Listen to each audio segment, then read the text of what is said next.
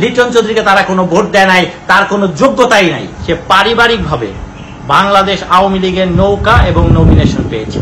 আমি লিটন চৌধুরীর শত্রুও না, আমার রাজনৈতিক কোনো উচ্চাভিলাষী নাই।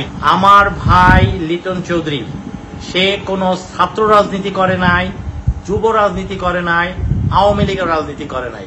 আমি চ্যালেঞ্জ দিতে পারি, যদি সেটা করে থাকে আমি সারা জীবন কাচের চুরি পরব।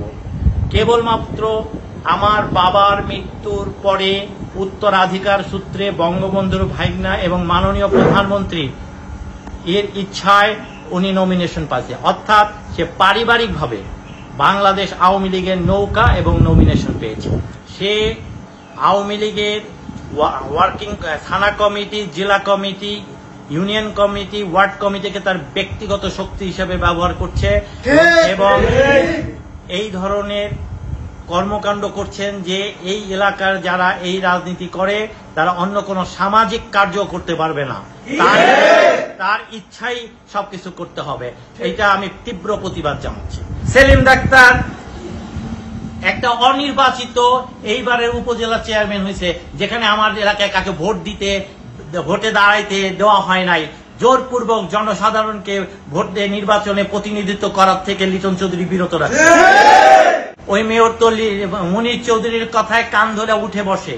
ওই মেয়র এই কমিটিতে কি জবাব দিবে, কি মতামত দিবে? সুতরাং এই মুনির চৌধুরীর সভাপতিত্বে 5 সদস্যের এই কমিটি সম্পূর্ণভাবে শিবচরবাসী প্রত্যাখ্যান করলো।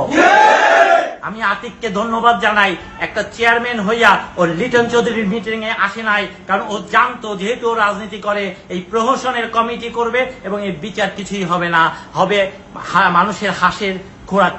লিটন চৌধুরী এক জায়গায় উল্লেখ করছে যে বঙ্গবন্ধু হত্যাকাণ্ডের সাথে তার পরিবার এবং পরিবারের কোনো এক ব্যক্তি এবং আওয়ামী লীগের পরিবারের সদস্য, আওয়ামী লীগের নেতা কর্মীরা জড়িত ছিল। আমি এই কথা এই বক্তব্যকে প্রত্যাখ্যান করতেছি।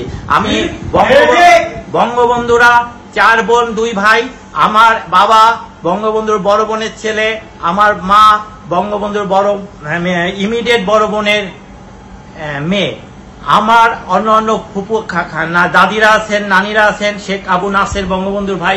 এই পরিবারের কোন সদস্য মুক্তিযুদ্ধের পূর্বে পাকিস্তান আমলে এবং মুক্তিযুদ্ধের পরে বঙ্গবন্ধুর জীবিতকাল হবে এবং শেখ হাসিনার এই দীর্ঘ 20 বছর 81 থেকে 2024 রাজনৈতিক জীবনে এই পরিবারের কেউ তার সাথে বেইমানি করে নাই।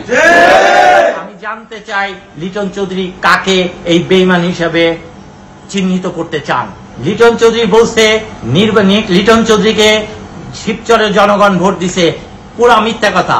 লিটন চৌধুরী তার এগেনস্টে কোন শক্তিশালী ক্যান্ডিডেটকে দাঁড়াতে দেয় নাই, 1। আর 2 নাম্বার, লিটন চৌধুরীকে যে কয়টা ব্যক্তি ভোট দিছে তারা সকলেই আওয়ামী লীগ পরিবারের সদস্য এবং তারা ভোট দিছে আমার পরিবারকে, লিটন চৌধুরীকে না। তারা ভোট দিছে নৌকাকে, তারা ভোট দিছে শেখ হাসিনাকে। লিটন চৌধুরীকে তারা কোনো ভোট দেয় নাই, তার কোনো যোগ্যতাই নাই।